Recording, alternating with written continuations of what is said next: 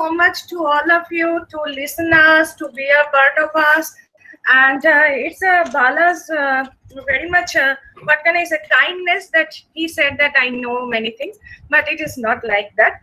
So today is a very auspicious day, as the Dr. Akhilesh Gumasthaji told already. So that Ramakrishna and the Rama for me is who is the Rama and who is the Krishna is the Ramakrishna. So in this auspicious day, I just trying to do something different because all of you know about my work on Southeast Asia, and I want to give my humble pranam to Dr. Y.P. Singh sir, Dr. Gumasta sir, Dr. Gautam ji, and the Maharaj. Please accept my pranam. And this is not my subject. What I want to say, this is not my subject. Dr. Abhishek ji also here. But what I feel that the environmental balance in Valmiki Ramayana is very, very different. And why we are also talking about the Ramayana in a different concept, Ramayana in a religious way, or just like the museology and that molecular science and the medicine and all those things. But as an artist, as an author, as a love for the nature, I find something different. And this is, please, I want to at first that I want to say that please forgive me, because this is not my subject, but just I trying to put something in this subject. And if we start with the Ramayana and all the picture, what Dr. Abhishek said, that there are so many beautifying, there are so many sloka, Valmiki telling about the beauty of the nature. But that beauty of the nature, what I feel that beauty of the nature is not only for the natural beauty, that is balancing with the human mind, that Chidakash or Shatchit Ananda, whatever we have, that is related with in the greater sense in the nature. So if we go to if we think about the Ayodhya Kanda, where Bharata went to Rama and said that please come back to the Ayodhya, that time what Rama saying to Bharata that, oh Bharata, chayam te dinakarava prabhadamanam varshatrang bharata karatu murti shitam ete samahomopi kanana dumanam chayayatamoti shainam sanai sraise.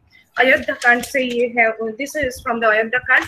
Actually, what he want to say to Bharata, that go back to Ayodhya, live your life under the shadow of the reality.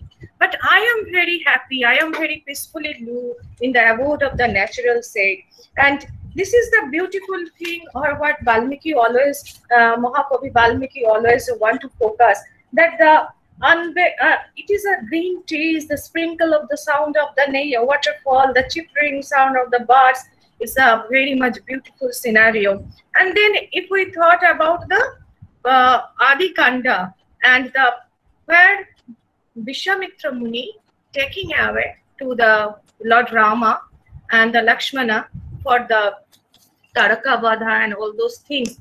And there they describe that the Valmiki described how Rama is and how the air, the nature touched the Rama. He write there that Tata Vayu Shukha Sparsha Nirajaskau Babau. The meaning is the purest touch of the Lami wind, also the beat wind of the Rama, of the nature. It's touched the Rama. And it looks like he also give the example that what is the voice of the Rama? It's like a Jugmo Ganga Shiva Jala Shuha. It's like how the flow of the Ganges river, the sound of the Ganges river, which is coming from the Shiva's Jata Mukuta. It looks like that. And if we go to the different part of the Kishkinda Kanda, I could not take all those things, all the part, because there are so many. As the Dr. Abhishek said, that there are 241 or 243 plants. I also search a lot of plants and herbs and flowers and unparalleled ancient documentary through Ramayana. If someone want to do some research through this, that will be also a beautiful thing. And here you can say that when Lord Rama lost Sita, Sita is abducted by the Ravana, that time he feeling that the breath of the Sita is like the Nishasho Eva Sitaya Bati Bayu Manohara. For him, that the air which is blowing, that is the breathing of the Shitama. And then another thing is, he also said to the Lakshmana, that Lakshmana Pashyarupani Shaumitre. Shaumitre means the Lakshmana. Pashyarupani Shaumitre Bananam Pushpashalinam Srijatam Pushpa Varshani Varsamtayo.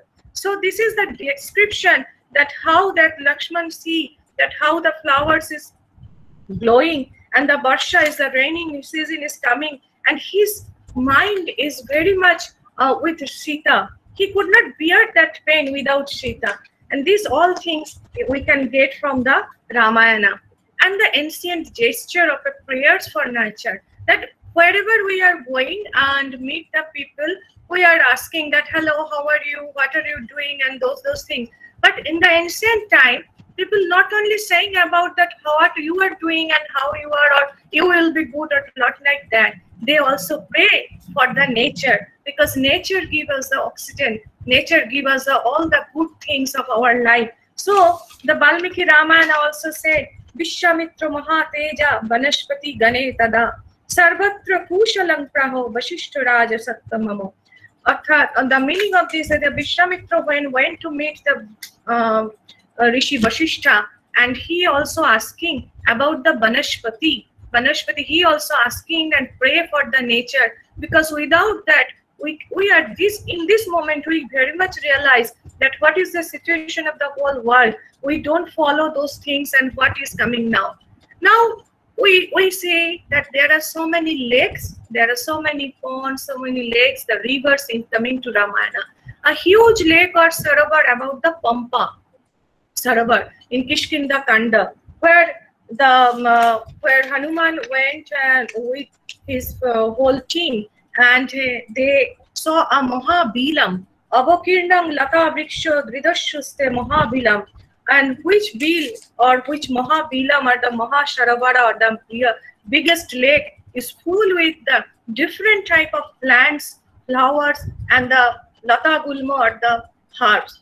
So here, another thing also very important and very beautifully sketched by Valmiki Muni, that Rama told to Lakshmana when they are in the Kishkinda, and that after rainy season, we all know that Rama told to Lakshmana to find out the Sugriva.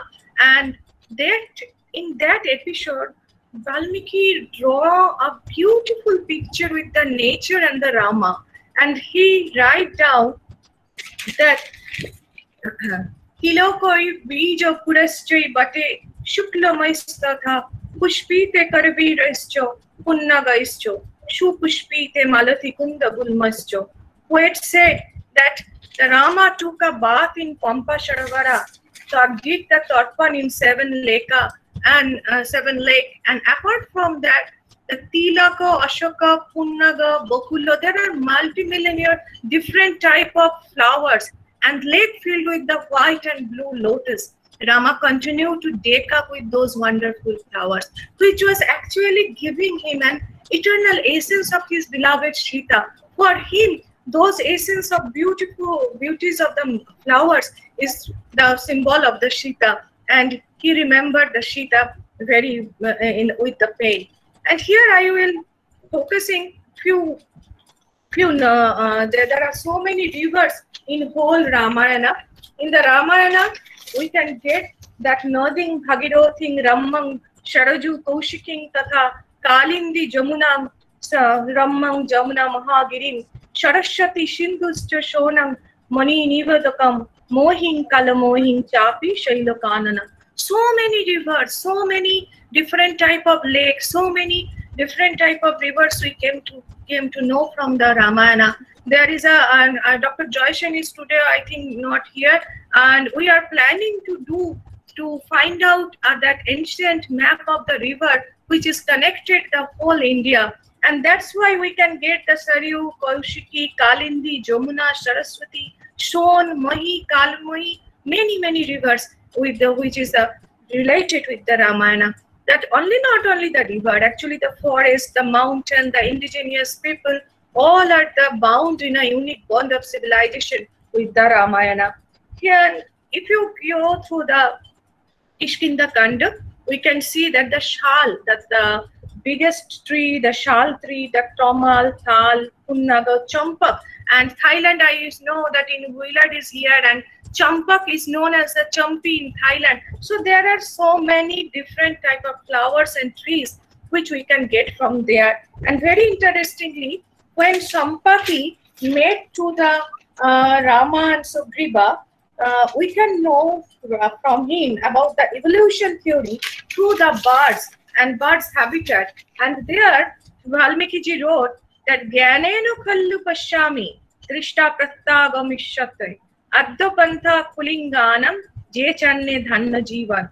Arthat, the birds, what they are taking in the foods, they are doing they are flying in the route of the flying is the different. The birds who eat the paddy, like the pigeon, how they follow the route of the flying. If it is the crane is in a different level of the sky flying. So that is in this way, Valmiki told about the 7 type of different route of the birds. So this also related with the science, and this is the environmental science. So Ramayana revealed 86 types of plants of Kishkinda Kanda, only in the Kishkinda Kanda.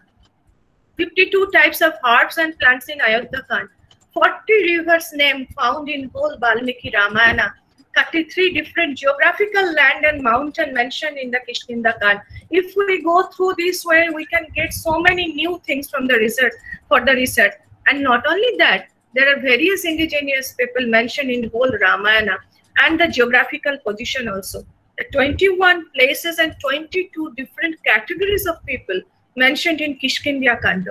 In Adi Kanda, Adi Kavi mentioned 39 different type of Bharatiya people according to their livelihood, according to their work behavior. We know the Gandharva, Kinnara, all those people are mentioned in the Valmiki Ramayana. So this is a very short presentation on the Ramayana and the environmental side. And what I want to say, that this is a beautifully done by the Valmiki Muni, that if we go through, we can do more research on the particular one slide. We can do a book also. So thank you very much for giving me this opportunity, and I am apologize. I think there are so many wrong things I'm telling and doing big, but thanks again to accept my presentation. Anita ji, one small information for you. So from my dad's book collection, I have some old historical atlases published by Oxford University, London, during the time of before Independence Day. So these are the atlases which are historical atlas of Indian Peninsula and historical atlas of Indian history. Something very surprising for me is from the Kishkinda, when Sugriva is explaining the maps. So if you can see that and refer to this particular atlases, so till 500 BCE, not very far away, till 500 BCE, the names of those kingdoms are intact, the same as it was in Ramayana. It was only after that it got changed. And I'll share you those maps. Okay, thank you very much, Bala. And I convey my namaskar to all of you for listening me. Thank you very much, and we will go to Abira now.